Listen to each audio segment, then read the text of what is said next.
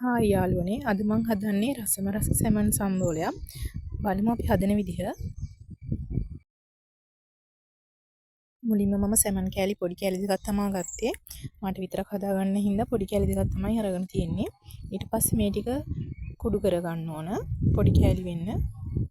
මේක ගෑරුප්පුවකින් කරන්නත් පුළුවන්. ඒ වුණාට ඉතින් අතින් පොඩි කරනට ලේසි.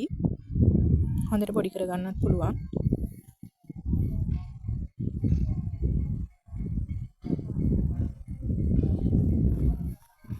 චූටි චූටි කෑලි වෙන්න මේක මේ විදිහට පොඩි කරගන්න ඕන.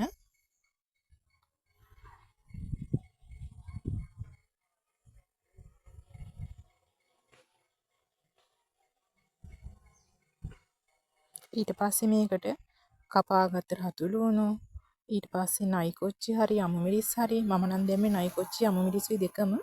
ඊට පස්සේ ගම් මිරිස් කුඩු ස්වල්පයක්, ලුණු රස අණු එකතු කරලා ඉවර වෙලා දෙහි බෑය පිරිසත් එකතු කරන්න ඕන.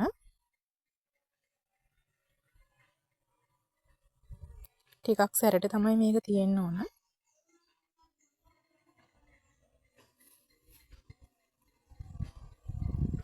ඊට පස්සේ මේ ඔක්කොම දාලා ඉවරලා මේ ටික හොඳට අනා ගන්න ඕන. ලුණු කෑලි මිරිස් කෑලි ටික පොඩි වෙනකන් අනපුම සැරගතිය කෑලි වලට හොඳට වැදෙනවා. මේ විදිහට තමයි මම සැමන් සම්බෝලේ හදාගත්තේ. හරිම රසයි. වීඩියෝ එක හොඳයි කියලා හිතෙනවා නම් subscribe කරන්න.